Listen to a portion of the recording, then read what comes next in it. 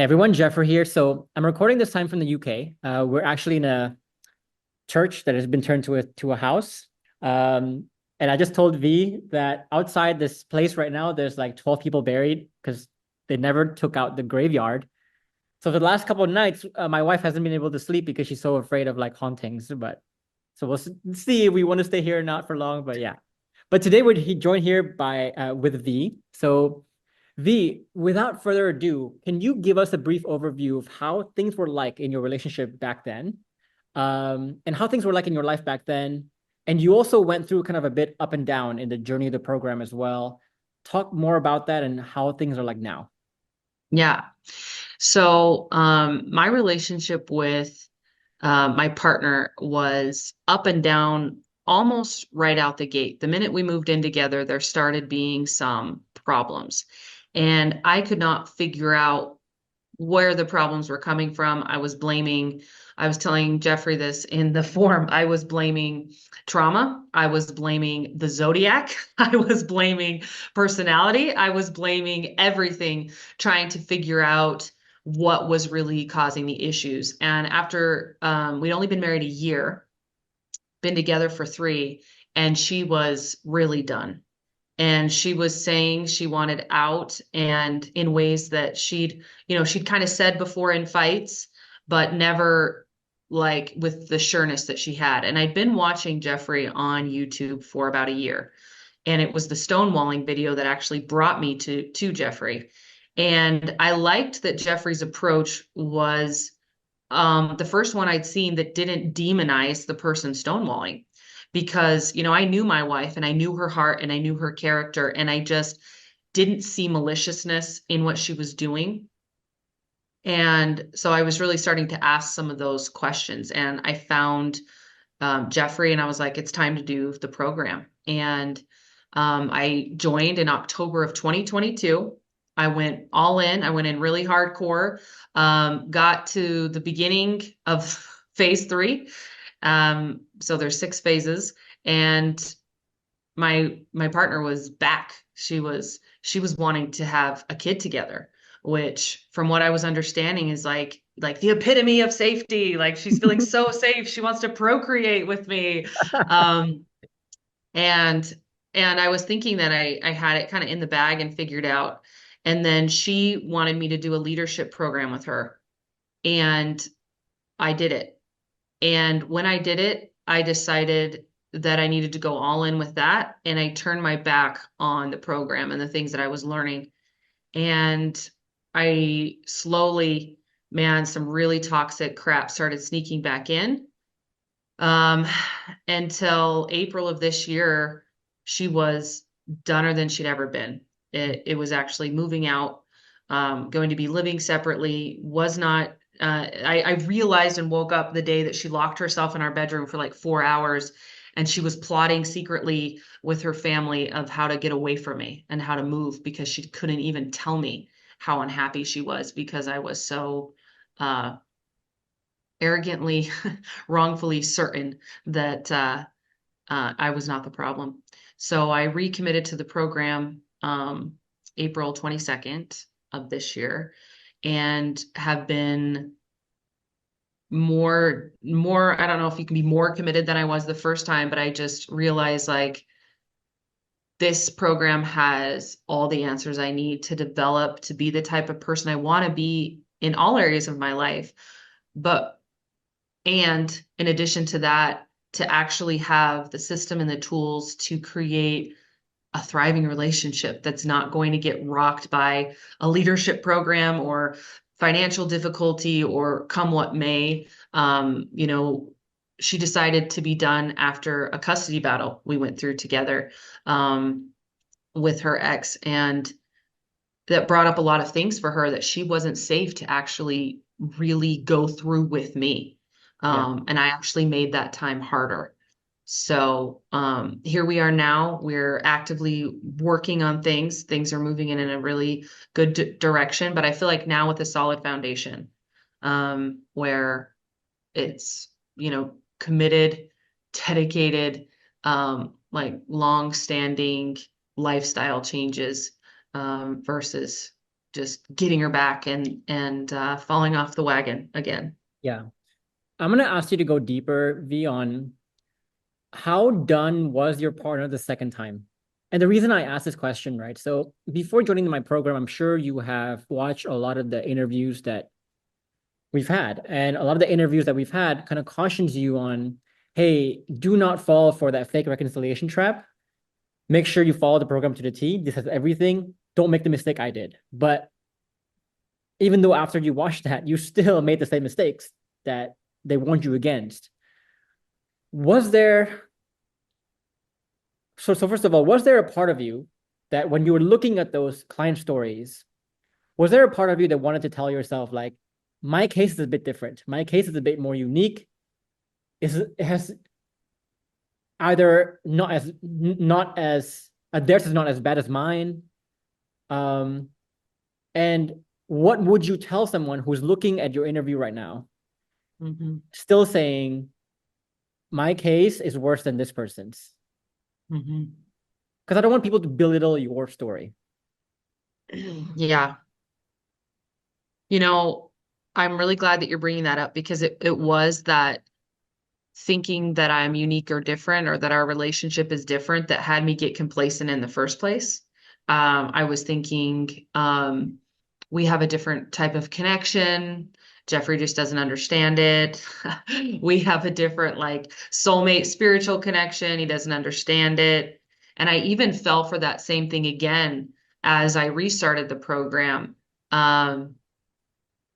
We had like 2 months in, there was sort of a false reconciliation once again, where she started coming back towards me. And once again, I thought, see, we're different. We're special in this way. And I started slacking off again and thinking that I could just pick and choose from the systems and from the program what would work, when I should apply different things. And I've been very wrong every single time. And so what I would say to somebody is I would say, first of all, she was so done. We had a very like our meeting day, which is the anniversary we actually celebrate, was 3 weeks after I restarted the program.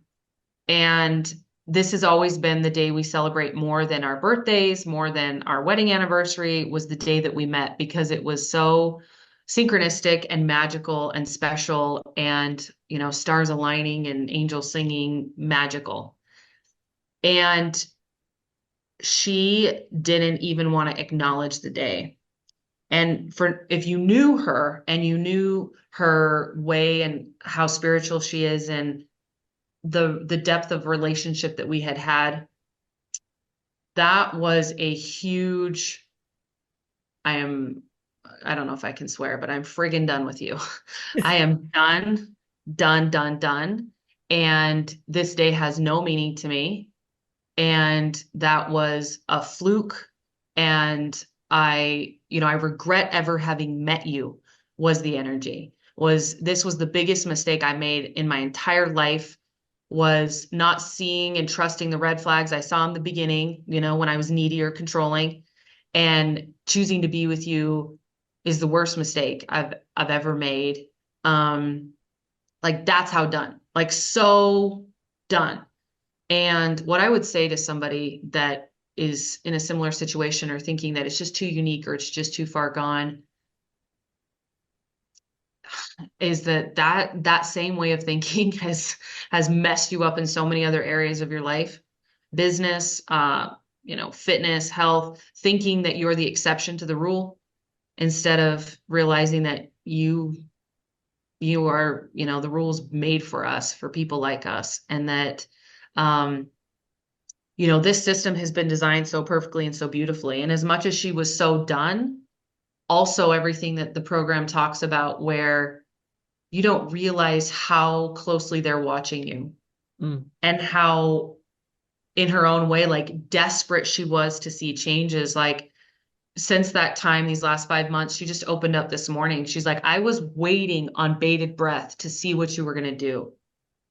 And I was acting like I didn't. I don't want that to be misunderstood, right? Because a lot of people will look at that and listen to that and say, Well, at least your wife is wanting to see, or your partner is wanting to see, at least. Mine doesn't even want to see. But I think what gets lost is, again, the different kinds of resistance that can occur and the different ways resistance occurs. Because, like, sometimes we say, your partner stonewalling you is the best resistance and the best opportunity and the best way she can say, I'm watching, than you can ever imagine. But people don't understand that. So let's divert the conversation into like that resistance for a bit. Yep. So your partner wanted space, your partner wanted to separate, done with you, giving you a lot of resistance. First of all, what were the resistance that your partner gave? And this can be active resistance, stoic, passive resistance. Give us all the resistance that your partner was giving you. Okay. Um, okay. Just like kind of examples Sure. The of, specific okay. better. So Like, I want people to relate. yeah. Okay? So stonewalling completely, not answering questions, not communicating. Like I didn't know from day to day, moment to moment, I didn't know because we were also running a business together. So I didn't know, are we still running the business together? Am I doing it? Are you getting a job? Are you moving out? Like I didn't know anything that was going on. And those types of conversations just led to a lot of emotional expression, a lot of anger. So just, not wanting to, it was either like, I don't want to talk to you at all. Or then when we are talking, it was like, you know, um, basically you've ruined my life. Yeah. And I fucking hate you. I can't I believe fucking it's hate like, you. I can't believe I wasted my time with you and then shut down and then explode, shut down, explode, right? A lot of she would do this a lot with her hands. Like, I just want you to go live your life. Go be with someone that can put up with you. And then things would have evolved over time. The resistance has changed faces a little bit, but like, um, I've been hearing very consistently, like, it's not fair to you, which is kind of that, like, I'm the problem, It's the it's stoic, that's a me. stoic approach in our program, right? It's like, Yeah. let me explain to you logically why I, I need you to back off and let me give you some logical arguments on why you should back off right now. We're Um, incompatible. yeah. It's not fair to you. You deserve to be with someone that doesn't mind your OCD, that doesn't this, like, this is a me problem. And then that could quickly escalate into like her just go do whatever you want to do. Just go do whatever you want to do. Um, and yeah, and then stonewalling again. So just silence or just not answering questions or not replying to texts. We've had a couple of periods of no contact at all. Mm. Um, but we've got like kids and a business and stuff. So conversation always eventually would re-happen, which would give me opportunities. But Yeah. yeah. So this is going to be a kind of hard question for you, B, but so you mentioned earlier that there was a case of like misdiagnosis on your end of what the real problems were. So of course, like we always tell people, right? If your wife is leaving or your partner is leaving, you need to look within. The problem is always there. There's something to do there. A lot of people give us flack for that because a lot of people say, well, that's not fair. Like people call me a bunch of names, a bunch of things, right? For saying like, hey, look within. It's not, it may be your fault. Was there, did you get offended when I say that in the beginning? Um, Or did you feel like, nah, that's, I understand what Jeff is saying, but it's also my partner's fault. that definitely multiple times. I had some of that come up just a week ago. Just a week ago, as I was like re-looking at certain circumstances and things that have happened in the past, I was in my mind like trying to like divvy out blame for certain things. Um, and wanting to like put the spotlight on because my brain, it's a very sneaky way that the brain will spiral you into these places, And then you end up being, you know, so like self-righteous in this space. So the example I have is, and I think this is so important for everyone who's listening. Like, I really hope you take what I'm saying to heart here, because this will screw you over so much if you let this sneak in. No one's perfect, right? And that's where my brain would start. No one's perfect. Everyone has a past. My partner had a really intense past, lots of trauma. And you'll hear that as you get in the program. You know, people aren't perfect, people have trauma. So things would happen that were, from all outside looking in, so toxic on her part, right? Like, if I were to communicate with family members, you know, I have some family members that have been like, leave her. She's so toxic. I can't believe you're in this situation. That really helped feed this story that I had, that, you know, it's not all on me. You know, like, can you blame me? I'm just like trying to self-preserve. I'm just trying to protect myself in all these toxic situations. And all that line of thinking does, like, hear me, all that line of thinking does is keep you a victim of the circumstances and of your life, regardless of how messed up your partner has been or is, or what they're doing, or whatever judgments you could place based on, like, you know, what religion says is right or wrong, or what your culture says is right or wrong. All of those things are white noise. They're all distraction from looking at, how did I get here? How did I get here? Where in the beginning, we were madly in love. We were amazing. It was awesome. It was easy. It was fun. It was all of these things, to where now it's a living nightmare. You've played into that. Mm. You have been an active participant in creating that, regardless of imperfections of the other person. That's irrelevant. It's a distraction from you. When you come to see, and it's the most powerful feeling I've ever had, is identifying where because even if the other person starts a negative feedback loop, even if they start the fight or they create the problem or whatever the story is,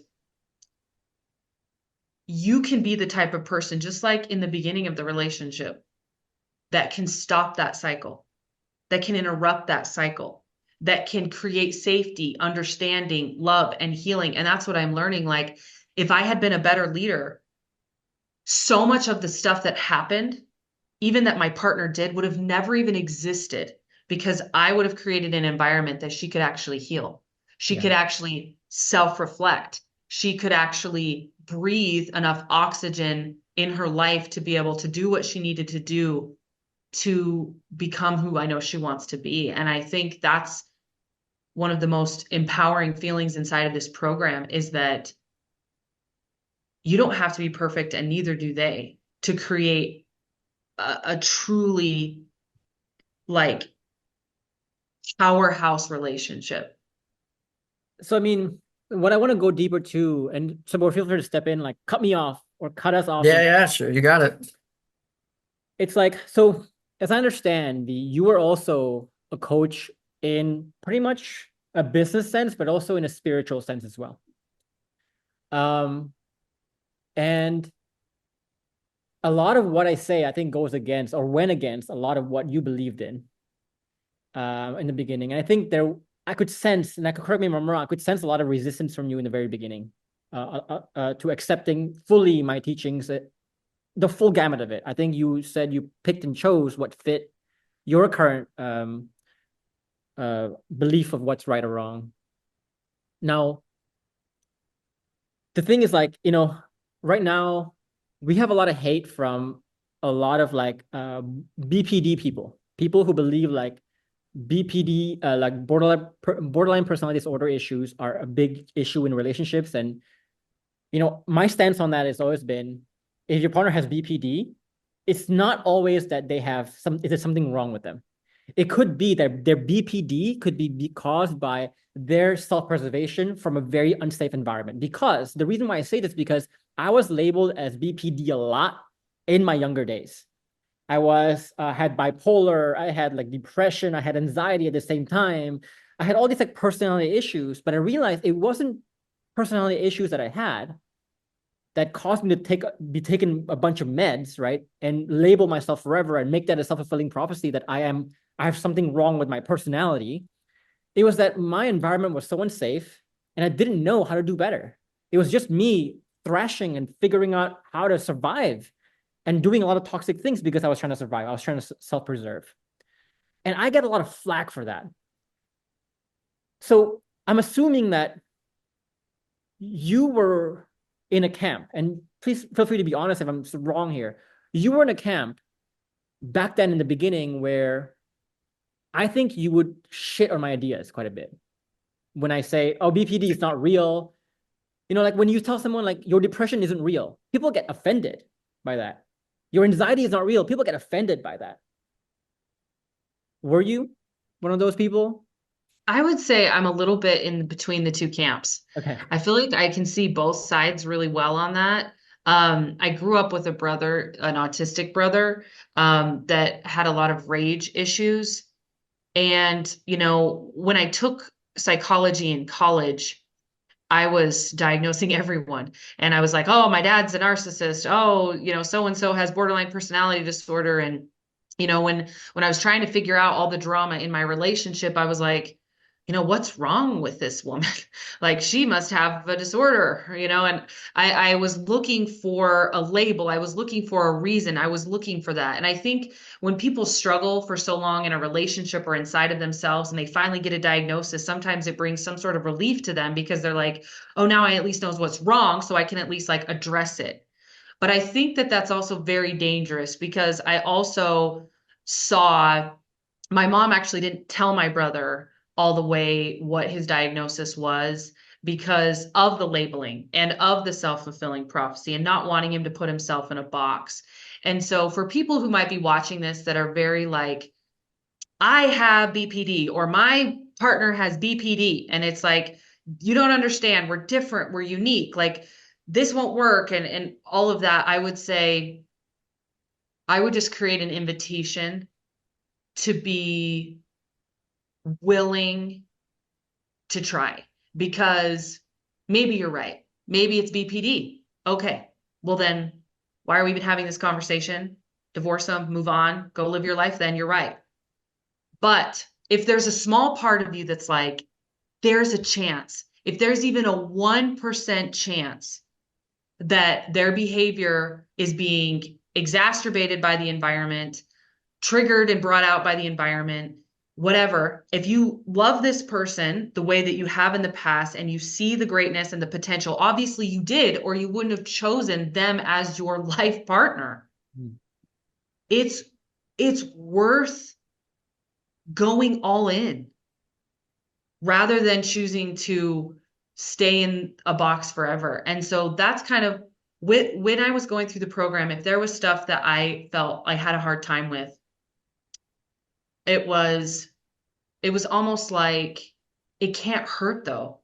You can't, Like it's not yeah. gonna hurt me. Another thing I want to stress, right, is like, because a lot of people, when I say, hey, look within, the next response that comes out of people's mouth is always like, well, it's not my fault. But the conversation is not about fault. I never said it was your fault. I never said it was your partner's fault. Playing victim or not is not about fault, right? The example I give in the program is like, imagine you go into an elevator and you see a dying man in the elevator. Is it your fault that he's there dying? No. But are you able to respond to that? Yes. Can you do something about that? Yes. Right? If you think in a victim way, you're basically absolving your responsibility to respond, right? By saying like, well, it's not my fault, so I don't want to deal with this. But you saying it's not my fault, I don't want to deal with this, is you not being responsible. That's you playing victim. Not playing victim is about like, what can I do? That's the thing. And to your point, what does it do? Like if you say, for example, this is my partner's fault. Okay. So what does it leave you to do? It's almost like going to a business coach, right? And then you saying like, people are not buying my program. Why is that? Oh, and the business coach says, well, it's really society's fault. Society doesn't understand your offer. If someone gave you that kind of advice, would that be good advice? No, it'd be terrible advice. But that's what passes as great advice in the relationship space right now, which is crazy to me, right? Another one, oh, I want to be a great basketball player, and I need to get along better with my teammates. Well, my thinking is that I think your teammates need to do better. You're fine. I think your teammates need to do better. That's a terrible advice. But you take the same advice and you put it into a relationship setting where you say, well, you're fine, but your partner has BPD. Your partner is the one who's messed up. Suddenly it becomes amazing advice. Oh my God. So, you know what I mean? It's so easy to see how ridiculous that is. And I'm not saying it's anybody's fault. I'm just saying, can it hurt you to say, okay, my wife is having an affair? Sure. My fault, her fault, I don't know. But can I look at my contribution to the problem perhaps and maybe fix that? Yes, totally. Can I look at that without self-flagellating? Yes.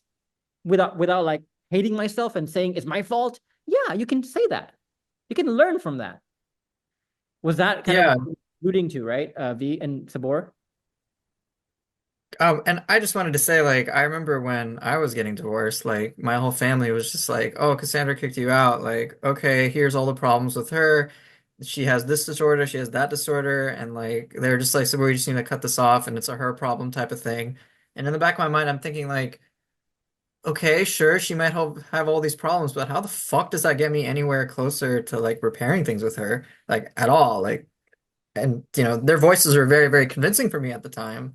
But I just found myself just putting all sorts of energy towards, and I started to realize in the back of my mind, I'm like, this gets me fucking nowhere. This doesn't improve my situation at all. This is just like I'm absolving myself of all responsibility from being able to address this shit in the first place with Cass. And so it felt relieving in the short term, but like in the long term, I started to realize like this is fucking pointless. This serves me no purpose. Mhm. Yeah, one of the things I like to think about, like I love the elevator example. I have that in some of my ASs. One of the things I like to think about is like it's sort of like if I got onto the elevator with my partner and it's like getting into the relationship, right? That's this, getting on is we're in the relationship.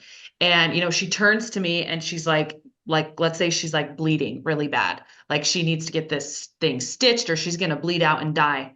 And I'm standing there and she's coming towards me like, "Hey, can you help me? Like, hey, can you wrap this with could you take off your jacket and wrap this? Can you help me?" And I'm just like, don't get blood on me. Stop it." And then when I'm actually eventually held accountable for that, I'm like, "What are you saying? It's not my fault she was cut. I didn't cut her." And it's like, hello, you're being held accountable for the way you responded to whatever it is that you walked into. So if you get in a relationship and then throughout the journey of that, I mean, life's going to happen. People are going to have mental health stuff come up. They're going to have insecurities come up. They're going to go through health issues. Like, let's say you get with a partner and, 6 months in, they find out they've got cancer.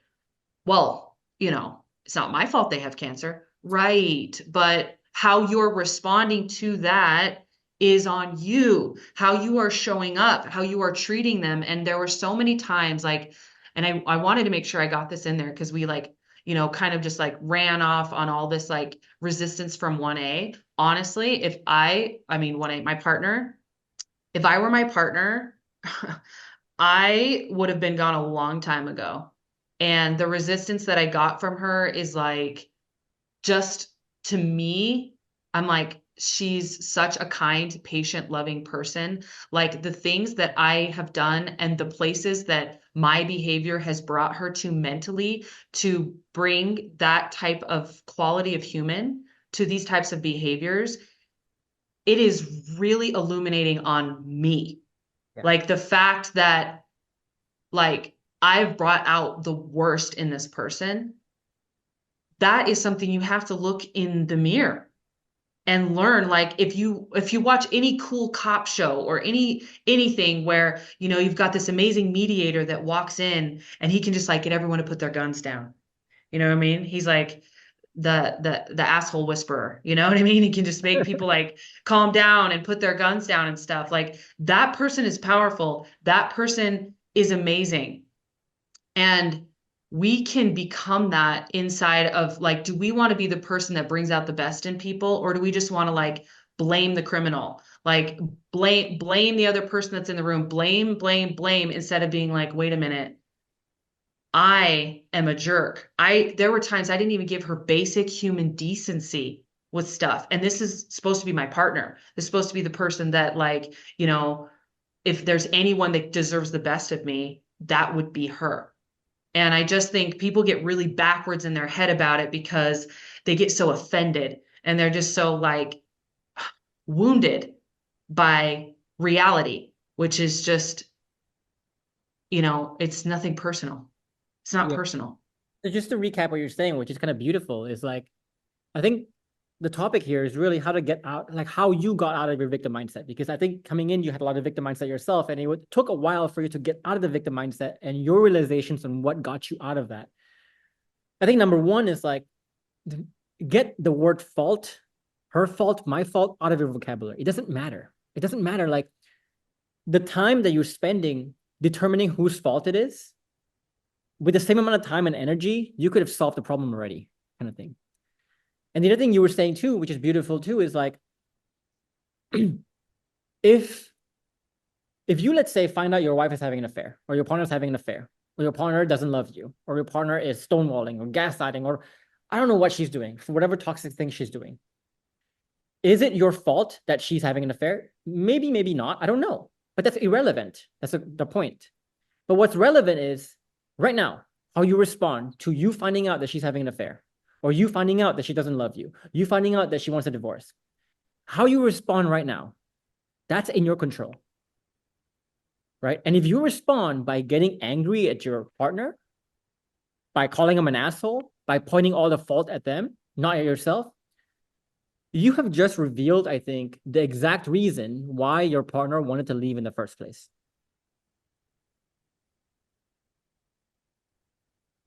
I completely agree. Your partner is more or less asking you for help in all sorts of ways when she's giving you that resistance, like you were talking about earlier, V, about like, hey, I don't want you around, get the fuck out of here. Your partner is expressing yourself then to you. It's their way of asking for help. And if in that moment you decide, I don't want to deal with this shit because I want to worry about my selfish ass, then isn't that the very reason why they're leaving in the first place? Because Because they've seen I can't turn because to the you for reason why help. your partner, like, nobody wakes up one day and goes like, I want to have an affair today. Yeah. There must have been a lot of embitterment that went on for a very long time. That's been kept up for a very long time. For them to eventually go, I know the cost of having an affair right now, but I feel like I cannot help myself. I hate this relationship so much, I cannot help myself, right? So in order for you to get there, where your wife is having an affair, you would have needed to destroy safety for so long in so many ways, to the point where she doesn't feel safe to express the many issues that she's penting up over many years, probably. And if you respond to your partner telling you the tough news by shitting on your partner, that is the exact reason why things built up in the first place. So if you learn to not blame character or play victim too much or point faults, your partner would have felt a lot safer from the very get-go. And when she felt the problem from the very get-go, she would have told you about it. In that sense, yes, the destruction of safety was totally your fault. And that was on you. But is it her fault that she's having an affair? Yeah, sure. But there's your 50%, right? And that's what we're trying to get to, is the 50%. Forget about the faults. And I think the other thing that's really hard for people to get out of the victim mindset too, which I think is something you struggled with too, V, was, like you said, right? It's very convenient to get a diagnosis, but you don't question whether the diagnosis is right or wrong. Because often the question that we ask when we ask, like, is the diagnosis right or wrong? Is like, how does it feel for us? Right? Because another example that I want to give you, and I'll let you kind of chime in on this, V, is, okay. So there was a long time, I think, when you were doing my program and I was saying to you like, hey, if your partner is leaving you, it's not her fault that she wants to leave. It's really yours because you did short safety for a very long time. I think there was a lot of resistance to that in the beginning because I think a part of it is like it puts a lot of the work on you. What was your resistance to accepting my paradigms of getting out of victim mindset? Because it took you a while to accept those paradigms.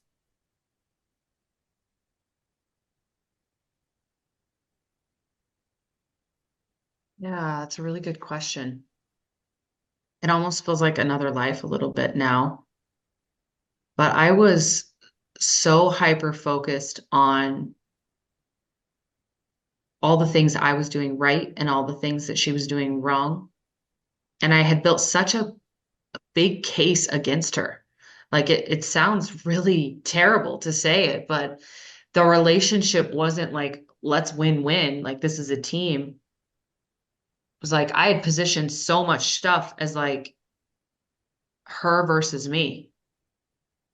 And so I was like needing to defend myself and I was needing to defend all the sacrifices I had made and all of the great things about me and all of the just I had this like identity of being this epic partner and of being this like awesome human that had done like all this personal development work on themselves and like I had this huge freaking identity that I needed to defend and protect. And so in order to actually do the work, I had to be willing to set that down. And that was like, I don't know, people call it like the ego death. It was like I had to be willing to actually really look at what was so toxic about me and not try to do it with her at the same time. Like in the past, I'd be like, well, yeah, I'm kind of needy and insecure, but you're also avoidant and dismissive. You know, you know what I'm saying? And it's like, I did all of this for the family and I did all of this for the house and I did all of this. And what did you do? You looked at your phone all day or something stupid, right? Like just score keeping every single thing. And it all came down to my worth and my self-esteem and all of that was attached to whose fault it is and attached to who's right and who's wrong. And I was blind to seeing that none of that stuff, it's not even about any of that. And um, that my identity is not this like external mask, something I'm presenting. It's not a brand. It's not any of that.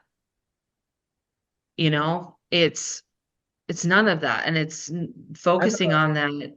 Go I have a ahead. couple of stories because I just talked about this with my team today, actually. Um, Let me start with this, right? So as a relationship coach, obviously I have the same ego as you, meaning like I should know what to do. I should not have any problems.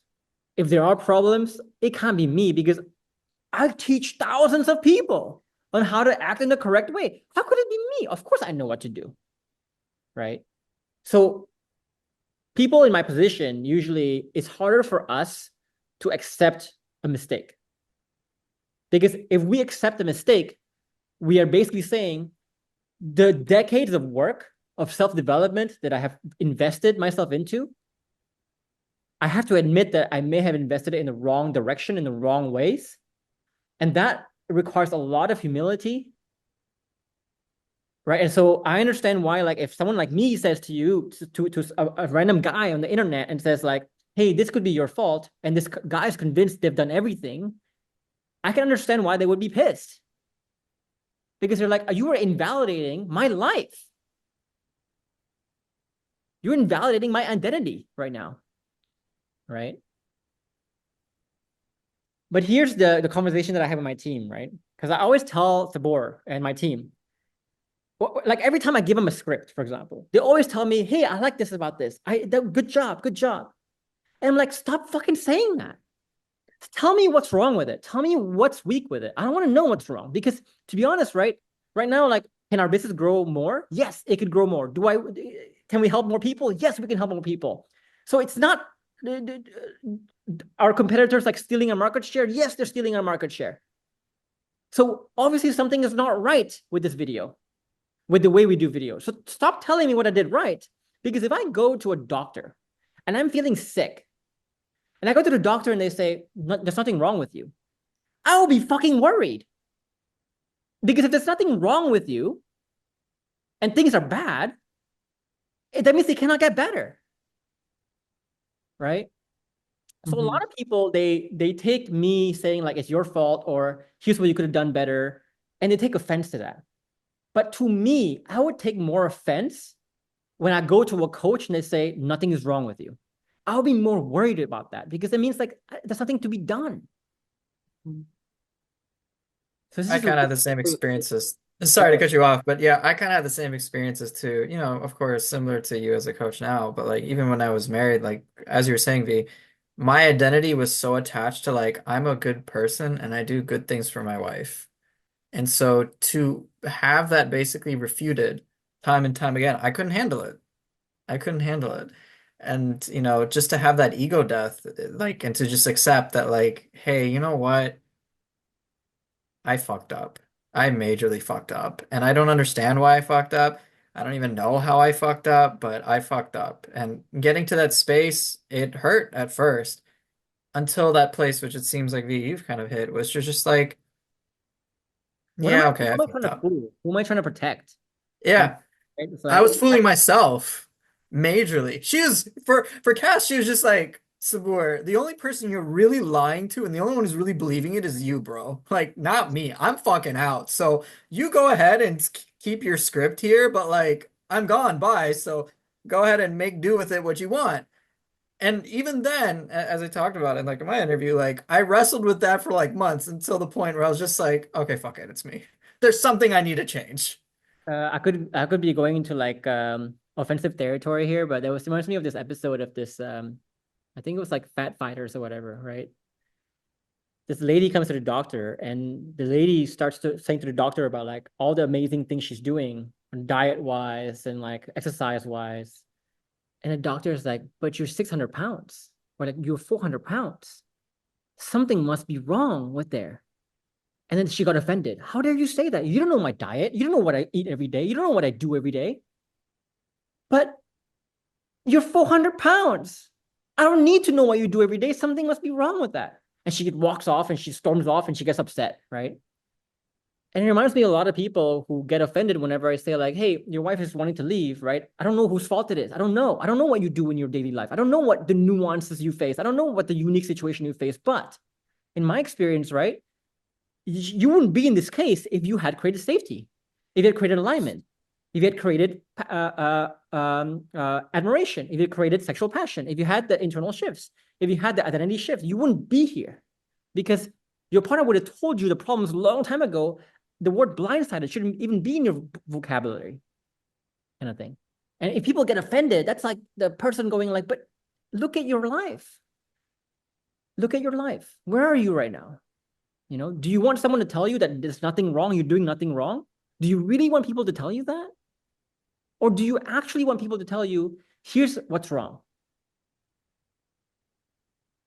Yeah. I mean, that's the thing. It's like we were saying, the only person you're really fooling is yourself. Your partner has already seen the writing on the wall for a long ass time. And like with Cass, she's just like, I mean, she's like, okay, so where you can keep this narrative, but I don't want any part of it anymore. And Yeah. so what I would say to people watching this is like, at first it can feel like it hurts, but then when you just kind of like accept on some level that like, okay, I don't know what's wrong. I just need to like figure this out. What is wrong in the first place?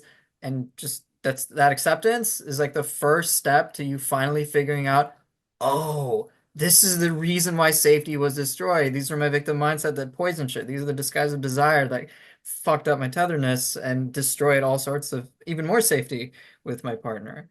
But none of that can come if you're still so stuck on like, I gotta keep my victim mindsets. They feel so right, gotta keep them. So I would encourage you guys to just make sure to think more empathetically with yourselves. I think another, and we'll move on after this point, is like how the victim mindset not only feels right, they feel healthy. They feel like they're good for you. They feel like they're actually the better way to go. I had this message, V, and this message really, really affected me because, you know, this was like a day before we left for the UK. One of the earliest clients that I've ever enrolled, and I thought she understood what I stood for, kind of thing. But she basically sent me a message attacking me, almost a subtle attack, right? On the fact that like, hey, you kind of hurt me, Jeff, because you made me see that my husband having an affair has always been my fault. But now I realize once I read this book or once I did this, right, that it's not me, it's my husband. And I think it's dangerous that you are saying that it's people's fault when it's not.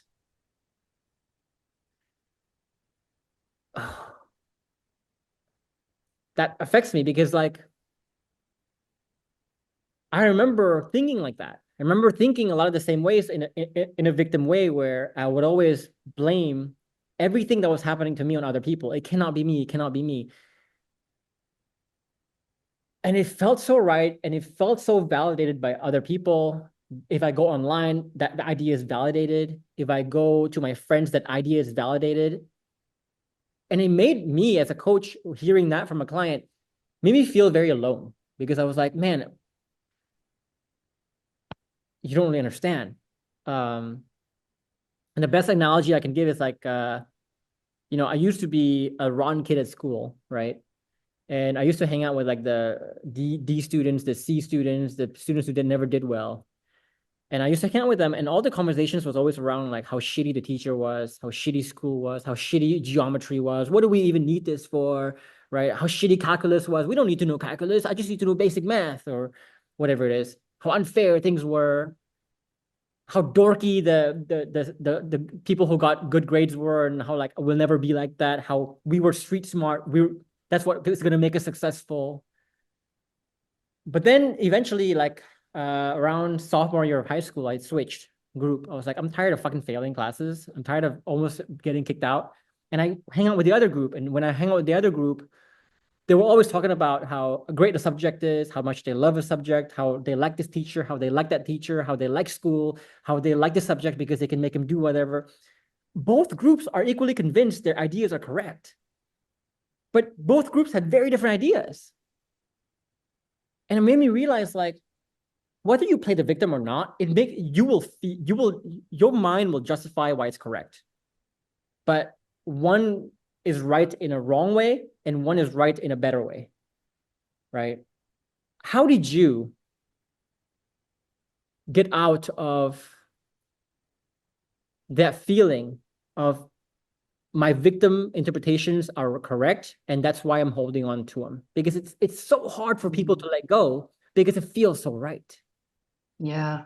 Oh, it's a good question. And I'm loving this topic, and it's actually like it's sensitive. It's so touchy, because one of the things, like, you come in so hot in like a really good way to be polarizing, and your ideas just blow people's brains open. Like this concept around affairs, it's so sensitive for people. It's sensitive for me. My parents divorced when I was young because my dad was just so chronically unfaithful. He had addictions, he had all these things going on. And I think people get so, jammed to one side, as you say, and they want black and white. And we want black and white because it makes us feel good for a minute. It's like a delusion of safety of like, okay, and this is where my victim mindsets would really play. It's like I want a black or white answer. Affairs are wrong or affairs are right. An affair is the other person has an issue and an addiction, or the affair is the other partner's fault. Like whose fault and blame and like black and white. And I could be off on this, so I'm curious of your feedback. But where I have sat is there have been looms I've seen, there have been times where people make changes in the relationship and eventually it becomes apparent that the other partner is choosing to stay toxic, or it's not a fit, or they continue to whatever. And I think people want to know that answer at the beginning. They want to know right now, is the affair my fault or their fault? And it's like, it's too soon to say. We don't know any of this. Are there people out there that do people exist that are chronic cheaters, that are sex addicts, that no matter how amazing of a partner you are, no matter how amazing you create safety, they're not going to want to really be in relationship in the way you want?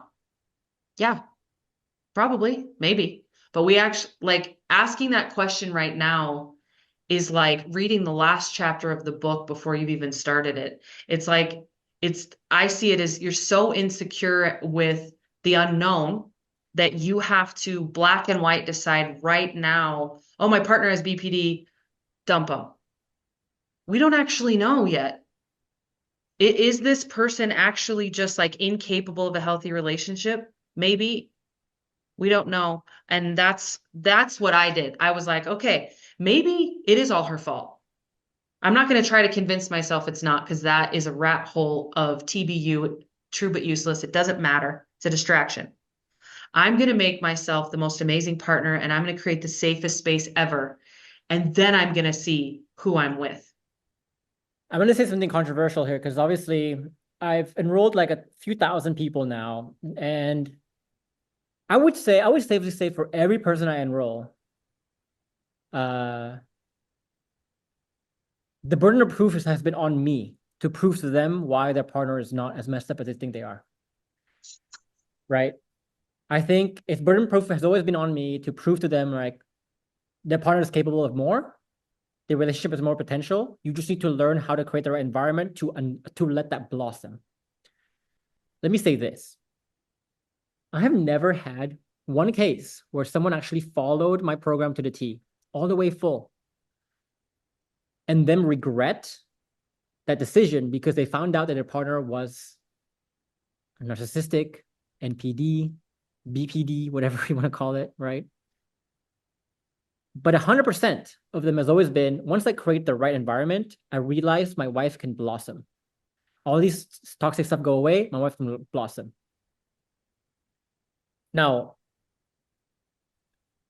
does that mean that there are people with like actual brain defects that exist? Sure, but personally, I haven't seen it yet. And I'm working with a pool of people who the odds of that happening is much higher, I guess, because they wanted to believe that it's a personality issue, but I haven't seen it yet, right?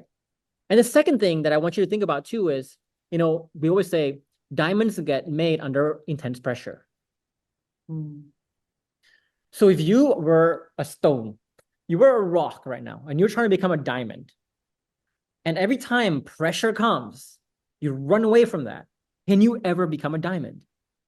No, right? So here's the thing. So we always talk about, for example, how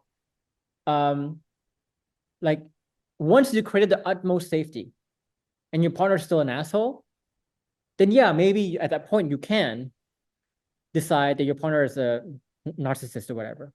But how do you know? By what gauge are you seeing that the level of safety you're creating is actually pretty high? What is your gauge, right? And people will not push themselves to learn the things they need to learn if they don't put themselves in that rough situation. And so, for example, I tell people in the program, right? If you are not mastered phase 5 yet, do not consider another partner. Why? Because I want you to feel the pain of being betrayed in your current relationship. I want you to feel the pain of messing up. I don't want you to take a painkiller, because when you feel the pain like this, you're adding the pressure. You are forcing your brain to learn some stuff you would never have learned if you're not under pressure. So let it be a year and a half of time box, but learn this fully, right? And that's a hard line to have. But again, if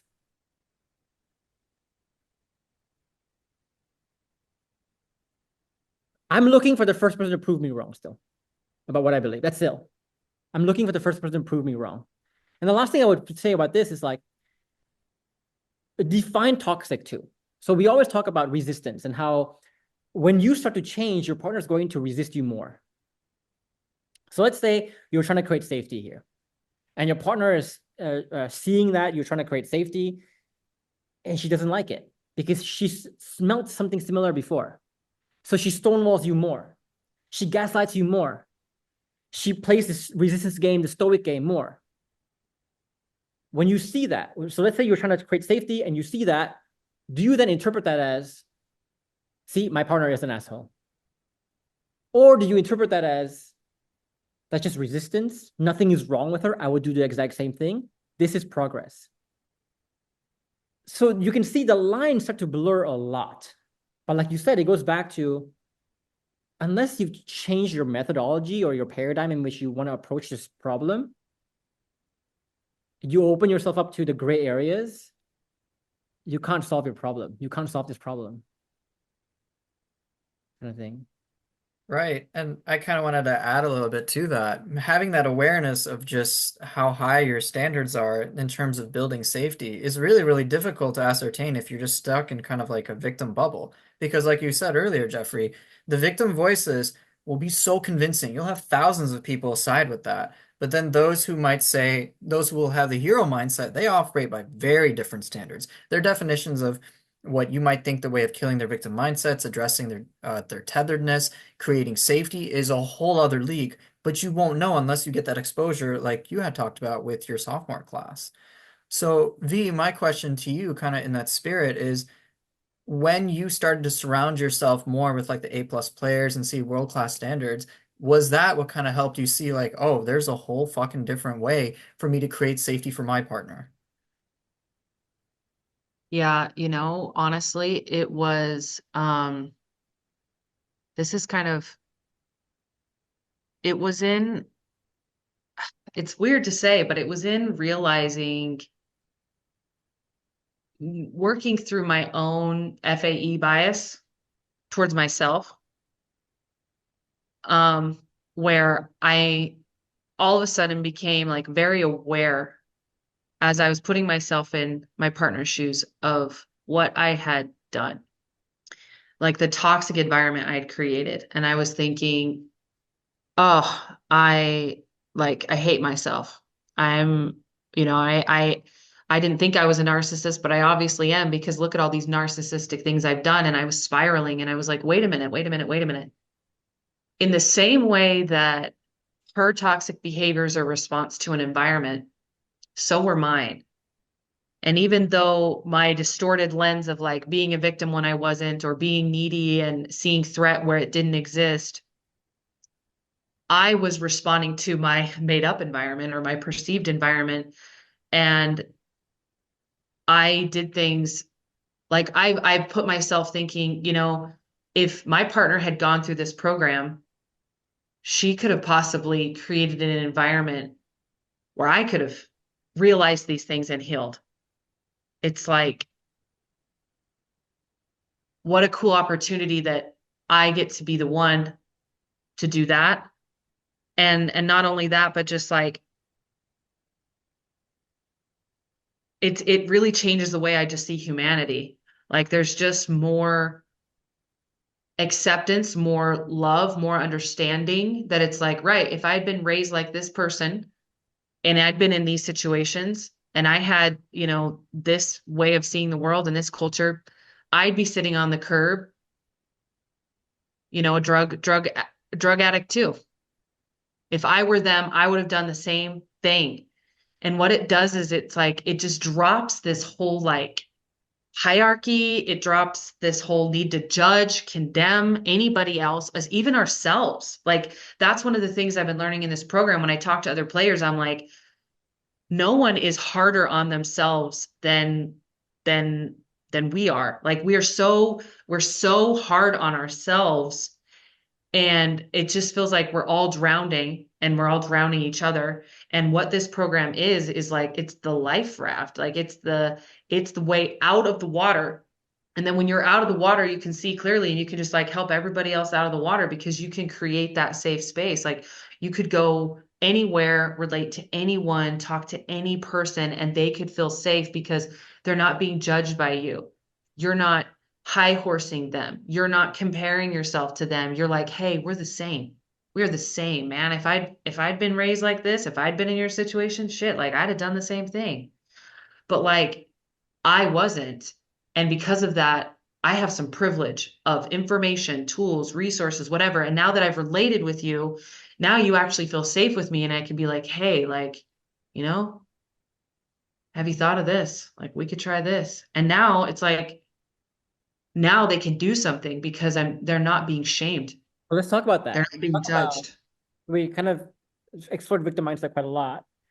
Um, I want to explore the ways that you got out, or the difference in the approach of how you deal with resistance or tough truths now versus before. So you were telling me a story beforehand about, so you made a post, right, this morning about like how, your partner sometimes like says one thing, says another thing, they're contradictory, and I don't know. I don't know what to do with this information. And so there your partner was giving you resistance. And my response to you was, you're not supposed to do anything with the information, but just see that information as your partner telling you what she's actually feeling and open up the conversation to actually deal with it together. That's it. Use the frameworks to deal with it together. Nothing more complicated than that. So I think whenever, the pattern that I see in myself too back then was whenever my partner would give me some resistance, tell me some tough truths about myself, about how she's feeling, I would see it like, again, an attack on my identity, an attack on myself, an attack on my past, an attack on what I've learned, who I am, who I think I am. She's giving me a tough truth to like inconvenience me, or I don't know what, right? How did you see resistance back then? Oh, that same way. I saw it that same way. I saw it as an inconvenience. I saw it as a personal attack. I saw it as you're misunderstanding me. I saw it as being ungrateful. Don't you see all these things I'm doing for you? I mean, I saw resistance as something to be avoided, something you don't want. To be And fixed I think and to be fixed. before, yeah, a problem to be solved. And that's exactly right. Thank you. Thank you. And like, yeah, please lead the witness here, because yes, that's exactly what it is. Because when I posted that last night and you responded, I was just like, okay, I'm literally trying to solve this resistance. It's like, if I solve this for you, then you'll never leave me. If I solve this for you, that's how I'm irreplaceable. But it's not about any of that. It's about, like you said, opening up the space, creating safety to actually solve it as a team versus what I was doing, which was, there was no interdependence. I was either independent or codependent, independent or codependent. There was no like, okay, we're a team. You're having a problem, which means we're having a problem. So let's talk about it. Let's figure it out Yeah, together. together. So my partner loves it when she tells me a problem, right? Let me just start with this. She hates it when she tells me a problem and I try to correct her. Hey, you misunderstood. That's not what I was trying to do. You misunderstood my intentions there. Can I tell you my side of the story? Can I explain my side? She hates it when I say those things. Or she hates it when I say like, okay, so you feel that. So here's what I'm going to do next to solve that problem. She hates it when I do that. But she loves it when I just say, okay, so apparently you feel X, Y, Z. Okay, let me try to understand that. Let me ask more questions to understand what you're feeling, what that feels like. Let me try to relate it to my own experience. And you can totally use the frameworks for that, right? And what's funny is that when it comes to the solutions too of the next steps, I don't even say the next steps often. I just tell her like, okay, so what would you like me to do in the future? How would you like me to handle this in the future? So nowhere in this am I the savior. I'm just the conduit of conversation to figure out together. So like I said to you, right? It's no longer me versus my partner. It's me and her versus this problem. And I don't care who solved the problem. You want to solve the problem? Great. You want me to solve the problem? Also great. We're a team. Doesn't matter who succeeds, who's the mastermind. If we win together, kind of thing, you know? And that's kind of the mentality that people have. And one thing I'll say about this too is like, there's a couple of people right now. There's a lot of people, I bet. So V, correct me if I'm wrong here. There's a lot of people who don't really believe in the value of the frameworks. They think like I always say, 7 frameworks to govern all conversations. If you govern all your conversations with 7 frameworks, you will get everything you want. And people misunderstand that to be like, well, I use the 7 frameworks to tell my partner what she should be doing, to tell my partner the misunderstanding, but she won't listen to me. Well, yeah, but you're using it wrong. You're not using the 7 frameworks in this case. You're falling for paradox of logic. Did you fall for that trap? Oh, I still fall for that trap, sir. Yes, for sure. It's like, in a sparring session last week with Pavel, he was like, a lot of us like going to logic, it's like our default thing. It's like this default thing. You have a problem, let me solve it. And that's all this surface level stuff. And I think that's the biggest thing I've learned in the frameworks. It's truly about, like you said, being a conduit to be able to really go deep, because the thing on the surface is never the issue. And honestly, one of the little tactics that I've used to help with my victim mindsets is just relating what's happening to parenting. I just imagine when my wife is expressing, this is her inner child. This is her inner child expressing. So would I tell a 4-year-old that what they're feeling is wrong and these are all the reasons why?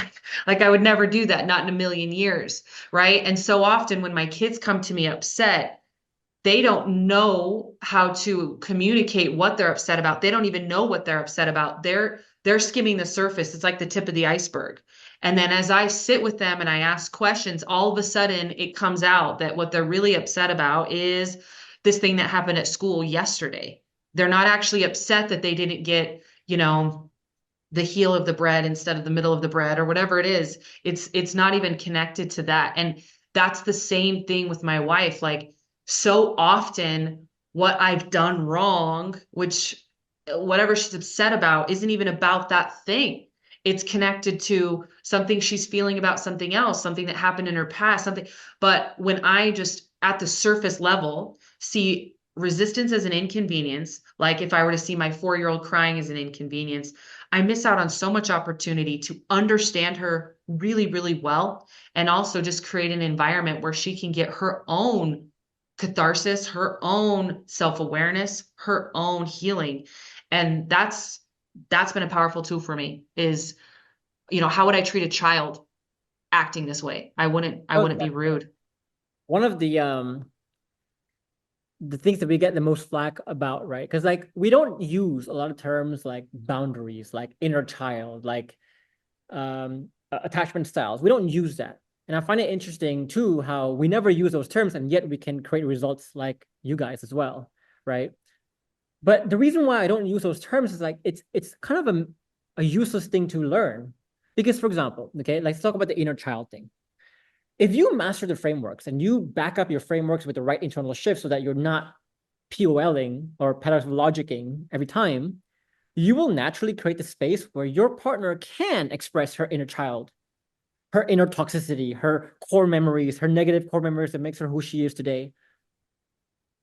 So we can get the result of having that inner child fixed in a way, expressed and eventually resolved without talking about the word inner child at all. So it's not like when we're not saying words like boundaries or inner child, it's not like we don't know about those things. In fact, we are 10 steps ahead. We have thought about that and we have figured out like a formula or a system that encapsulates those things without making relationships, saving relationships about like, oh, you need to know about boundaries, love languages, the 4 horsemen. You need to know this, you need to know that, you need to know this, attachment styles. You don't need to know all that stuff. You need to just to know the frameworks, the internal shifts. How simple is that? and you work on those two, it will take care of everything else. And we've thought about that. Well, I don't even know. I'm wanting to come up with like this amazing analogy, and I'm sure there is one, but it's like all of that is within it. It's like when you are operating from that space, you naturally and effortlessly do all of those things. So why would we go out and just chase one of those little things? And then it's like trying to juggle, I don't know, have 10 spinning plates when it's like, actually, you just need, well, if we're doing the buckets, 4, you just need these things. You just need this, and everything else is handled inside of that, because you become the person that it is. Like, it's kind of like a falling outcome. It's like it's naturally and effortlessly how you engage with what's happening, and all that other stuff can be a distraction for people. Yeah. Sometimes it's funny because like we get applicants from people, right? And they talk about the recent hot term is emotional vulnerability. And I'm like, yeah, we don't talk about that. But because when you understand state of consciousness, when you understand the TTH, you will be emotionally vulnerable by nature in a healthy way without you even talking about the word emotional vulnerability, right? Smart contact. People say that all the time. We say, you don't need to know about smart contact. When you know the TTH, when you don't fall for the victim mindset, you will naturally do smart contact, even better than smart contact, in natural ways. And it's another one is like, I won't name names, but like you join this program and they have you write a letter to your wife. I'm like, okay, so you're letter writing, TTH, you mean? We call it the TTH, and the TTH is not just letter writing. This is how you start conversations when your relationship is hemorrhaging beyond just letter writing. Like, there's no holes. So, okay, so just summarize for people, right? So if you are finding a lot of resistance, understand that resistance can come in a lot of forms. So when your partner stonewalls you, that's resistance. When your partner blocks you, that's resistance. When your partner says, I want a divorce, that's resistance. When your partner tells you, I'm having an affair, that's resistance. And resistance, the only way you should see resistance is just as your partner is really trying to test the waters. If I tell my partner this thing, what would their response be? If I say this thing, or if this truth gets known in whatever ways, because some people will say like, oh, my wife never told me she was cheating, but I found out. Okay, it doesn't matter. What she's really saying is, if my partner finds out the truth, how would this person react? If you react like shit and you start to play victim, play blame, place faults, that will tell your partner this. I was right to have kept this to myself all these goddamn years. Because this person cannot take their shit. And if you want to use the frameworks to place faults, you want to use the internal shifts to place faults, that's not the frameworks of the internal shifts. Because imagine if your partner says like, I'm having an affair, I want you to I'm coming clean on that. And you say, okay, look, I'm not going to spend time placing faults on whose fault it is.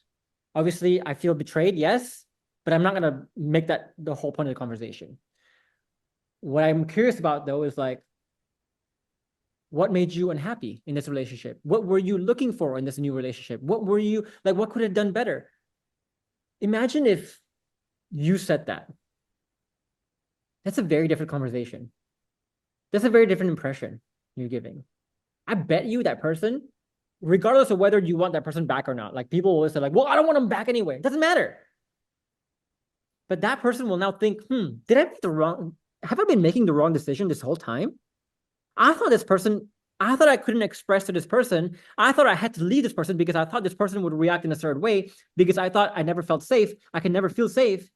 But now he just turned that all around. Ooh, I don't know. And that's what we want, right? At least as a useful thing. And one last thing I would say is like, I think it takes a brave person to be able to admit their own shit.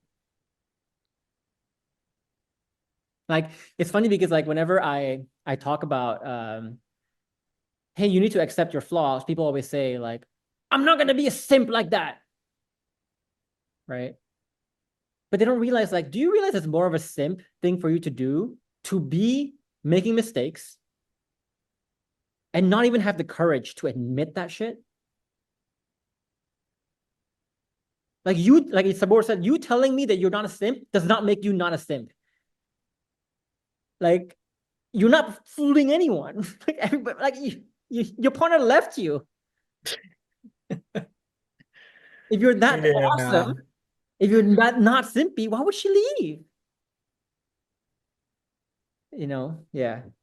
Funny, Oh no, interesting. I like I'm just laughing over here because I'm like, ah yeah, I've made a lot of those same mistakes myself too, where it's like, I'm gonna keep it together, I'm totally fine, like I'm super strong or whatever, I know what I'm doing, and then Cass is just like, are you fucking serious? Okay. Yeah. So just it's safety isn't like about like becoming a doormat, so to speak. When you can, as you showed in your example, Jeffrey, really beautifully, like even me just hearing it, I'm like, whoa, that even for me, and I've known you for such a long time, I'm thinking like, wait, that's really unexpected. I don't know what to make of this. Which It one? starts when you were just talking about like, hey, the affair example, like, oh, like how did I make you unhappy? Like even for me, I'm not in a relationship with you, but even for me, just as an observer, I'm like, wait. That's not what I expected to receive. And then, of course, naturally, that's when more resistance could come out. But it's moments like those which are such key opportunities for you to really showcase your changes. And if you have the right frameworks backed with the right proper internal shifts, it is very, very, very. I don't even know how your partner wouldn't reconsider everything she's ever considered about you in the first place. So I just wanted to add that. And before we move on, like I just want to say too, like we also get blamed for being dangerous, right? So this lady was saying basically like, Jeff, I think the advice you're giving is a bit naive and dangerous. And then I think about it, I'm like, because I think about it the whole plane ride here. I'm like, really? Was what I'm saying really dangerous? And then I think about Sabor. I think about James. I think about Jason. I think about you, Valerie. I think about all the 127 people we've interviewed so far. Many of them had affairs. Was it dangerous to them, or would it have been more dangerous for me to tell them, give up, find a new person that fits you who you are? Which would have been more dangerous, right? It's I think the answer is clear for me. Like I think I wouldn't change a thing. I would tell people before you make a self-fulfilling prophecy conclusion of like something's wrong with my partner and I need to find someone else better. I think there would have been so much lost potential. Let's just say that. If I said that, including my relationship. Yeah, mine too. Mine too. Like one thing that you had actually, and before Jeffrey, you transitioned to your next point, one thing I wanted to say, Violet, when you're talking about like your partner just opening up and expressing so many different things to you, and you had kind of said more or less that like you felt like you needed to fix her problems, right? So one thing I want to say that in regards to anyone watching this is with the frameworks is that the frameworks, as we've been talking about, aren't used to like solve your partner's problems for her. If we really think about it as well, your partner is trying to solve them problems themselves. They're trying to work with you. And so if you're coming in from a place of like, oh, I need to solve their problems for them, you're not helping them cultivate that independence in which eventually in the long run, the two of you can cultivate that interdependence. So just make sure, really crucial to that when you're working with the frameworks, make sure you're coming from a place to work with your partner, understand your partner, make them feel safe and understood so that they can solve their own problems with you. Hmm. Um, Curious, what other programs or methods did you try before mine, Violet? Yeah. Well, I've done is it the Gottman's book? Done that. I had done some twin flame coaching, Hmm. some spiritual relationship coaching, years of therapy. Um, and I think that's all in this relationship. But I had done a lot of other stuff, like personal development stuff for decades before all of this. So I was like pulling from so much information, so much education, so many like things. And I was just throwing everything that I had at it, basically. Why wait 1 year before you joined? Why was I waiting?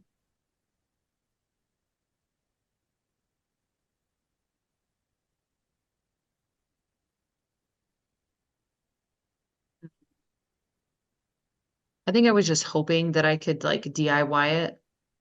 I was hoping that there was enough information on YouTube, on your channel to like, I wasn't thinking that I had like this really big problem. I was thinking it was just, some smaller oblivious things I was doing. I didn't realize how intensely the mind viruses were impacting every area of my life. I was probably just stuck in good enough illusion. I'm good enough. I can just hear a few things and then that'll fix it. And then when it didn't, I mean, I was really I think everyone's stuck with one of two options. It's like, right, either like my partner is not who I thought they were and they're the problem, or like I'm missing something. Like there's something I can do. And I loved her and the relationship so much that I was wanting it to be me because then I could change that. And I think that desire had me keep seeking and willing to try anything. And I think that's what I would say to anybody watching this is if you even have the shadow of a doubt that what is being shared on this channel or that there could be something that's real here, I would just invite you to really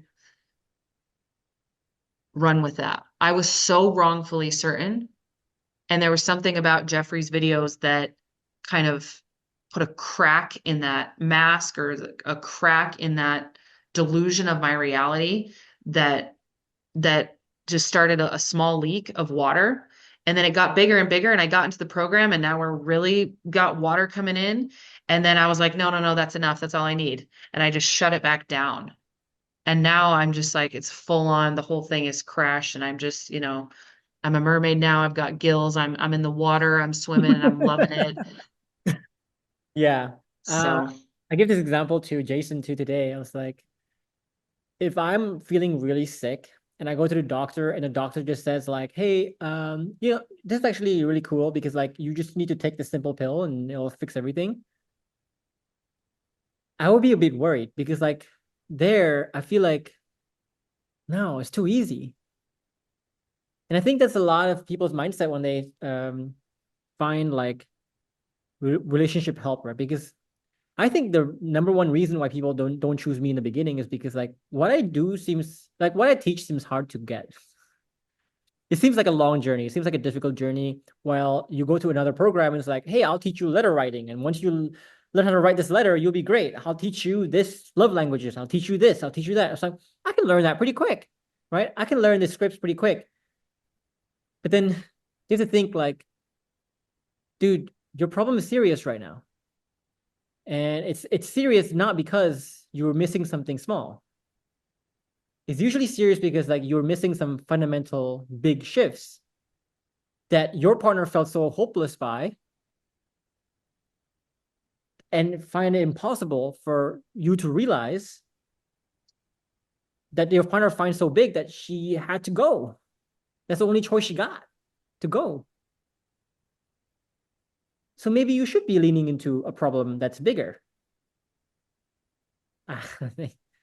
yeah, the analogy that's coming to me right now is like, it's like a headache. You just treat the headache with, a little ibuprofen and some water. It's like, no, the headache is being caused by a brain tumor. So we can treat that symptom and we can give you some little like, I don't know, letter writing, some little scripts to follow. But the issue is you have a brain cancer and it is eating your brain, and that's why your brain is hurting. And I think people don't want it to be, it's like that denial of reality. I was in so much denial I did not want to be the problem. I did not want our relationship to be as bad as it was. I mean, I was following the moon. Oh, it's because of new moon. Oh, it's because an eclipse. Oh, it's because her period's coming. Oh, it's because, I mean, I was blaming everything and just wanting to hydrate and take some ibuprofen because like, and that's what I want people to hear. Like, yeah, um, it's not complicated. What Geoffrey teaches isn't complicated. It's not. It's really simple. But it is hard because to change, you have to change what's happening in your life, you have to change. You don't just get to change tactics. You don't just get to change, it's like someone being like, oh, I really want to, lose weight. And so they go buy a new dress. I'm like, that did nothing. You have to actually change your body.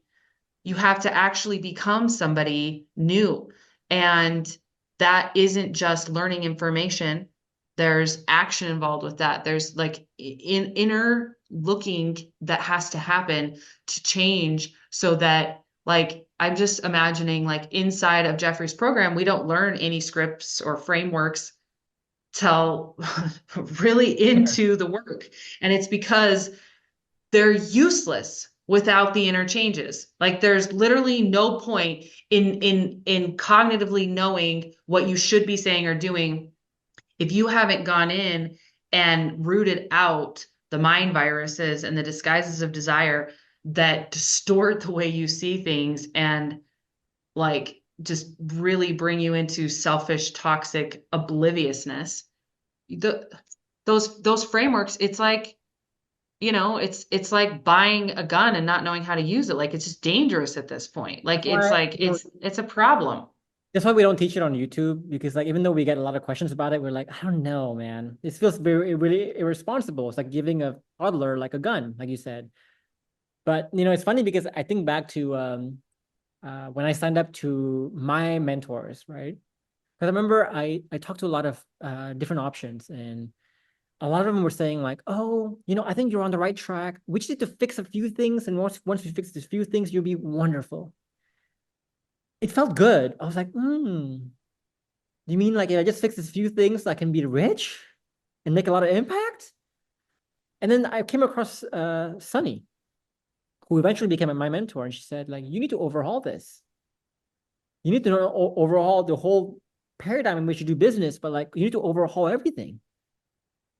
And I was like, this feels right. Because if the problem was simple, I would have found it already. If the solution was simple, I would have gotten there already. Right. But obviously, like, there must be something more serious. And so when she started talking about like the internal shifts, it's like, yeah, so I can teach you about how to be on YouTube, Jeff. But the problem right now is that you're too camera shy. So we need to change your whole identity, your whole self around how you appear on camera. And that would open the doors to all these things. Yeah. So now that you've been in this program and another program, what is about this program you would say that made a difference for you? And maybe it's many things or one thing, but what were the things that made the biggest difference for you? Why this one worked and the others didn't seem to make this much impact?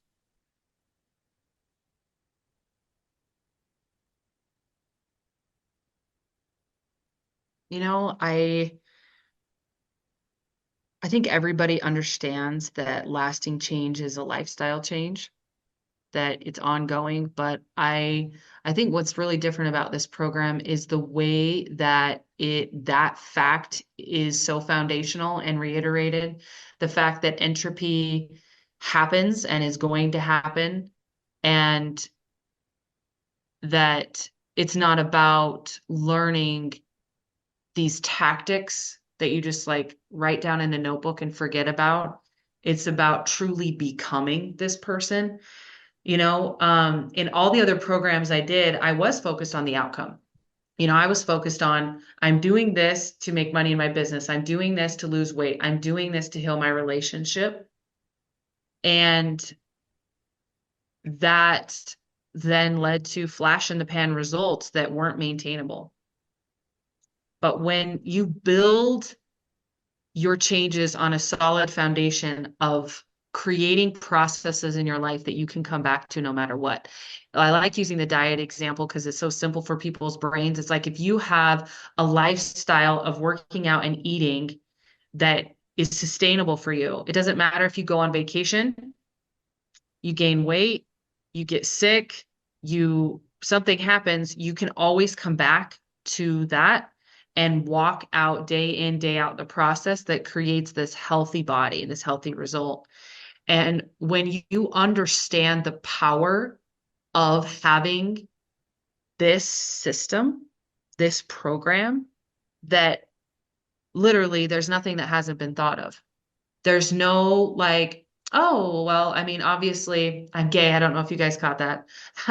um, like, it doesn't matter if you're gay. It doesn't matter if, you have an age gap in your relationship. It doesn't matter if you're different religions. It doesn't matter if you're different races from different countries. Like, when you come back to understanding that this is built upon foundational principles that are tried and tested and proven, and it creates, it's something to stand on. It's like, this is what you get to rebuild reality with, which isn't some sort of like story or dream or vision or illusion. It's like, it's not very sexy. It's just principles and processes.